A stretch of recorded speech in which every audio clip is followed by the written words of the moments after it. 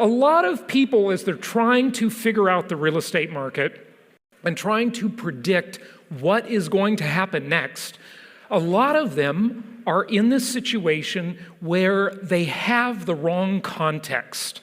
And I think context is one of the most important things in life. You know, there's context and there's content.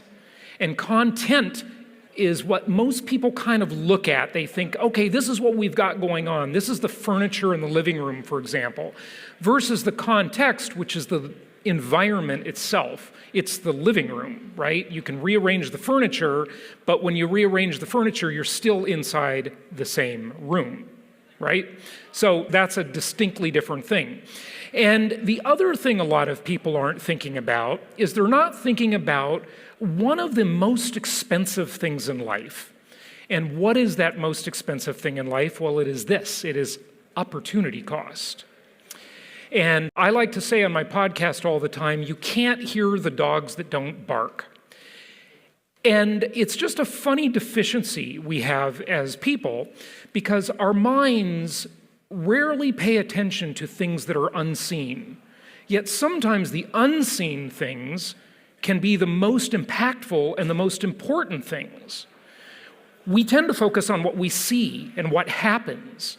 And that's fine, but sometimes we need to ask ourselves, well, what might have happened? Or what didn't happen because of something? So, if you surf around YouTube, as I do, you see a lot of doom and gloom videos with clickbait headlines talking about how the real estate market is falling apart, it's crashing, the economy is falling apart, the world is going to end, the BRICS nations, you know, Brazil and Russia and all this, they're all getting together and they're going to gang up on the U.S.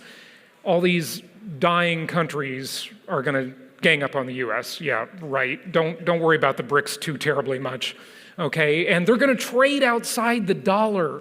You know, just what that discussion's about a little bit is, of course, since the Bretton Woods conference in the mid-40s, right before the end of World War II, all these countries got together and agreed that the U.S. dollar would be the reserve currency of the world. Well, what does that mean? Well, it means that all international trade has to take place in dollars, in U.S. dollars, which is very beneficial if you control the dollar. So the U.S.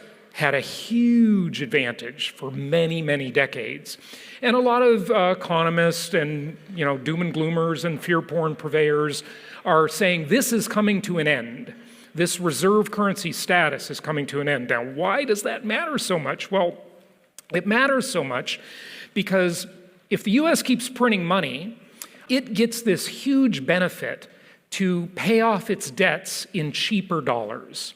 So years ago, I trademarked a strategy about this and how we can use it as investors, and I talked about it at a prior family mastermind, which is called inflation-induced debt destruction. I know it's a mouthful. Repeat after me. Inflation-induced debt destruction. Come on, let me hear you. Inflation-induced debt destruction. Oh, that was good. Okay. Yeah, very good. Okay, so anyway, that's basically the strategy the United States is using. And we as investors can use it too. Because think about it. If we borrow $1 million to buy some properties, we basically get the value of $1 million today, and as we go through time, we pay it back in cheaper dollars because inflation debases the value of that $1 million. So if over the course of, say, 10 years, you have 30% inflation cumulatively over 10 years, then you're really paying back only $700,000, not $1 million. This is beautiful. It's the hidden wealth creator with income property. So that's why buy and hold income property investing is so great. And then you say, of course, Jason, well, you have to pay an interest rate on the mortgage. Well, no, you don't. I don't pay any interest on my loans. Do you have those 0% interest loans on your mortgages? No? Really? Well, I just tell my tenants to pay them. So I don't pay any interest. Yeah, you do this too, right? Hopefully, you delegate the responsibility of the debt to the tenant, and then you tell them, you know what, that's not good enough for me. I want a little extra every month. We'll call that positive cash flow, right? So it's a beautiful asset class. It's multidimensional. And while everyone is focusing on content rather than context, right? They're focusing on what are prices going to do? Is real estate going up or down? And if it goes down, it's bad. And if it goes up, it's good. For some reason, that's the way we all think.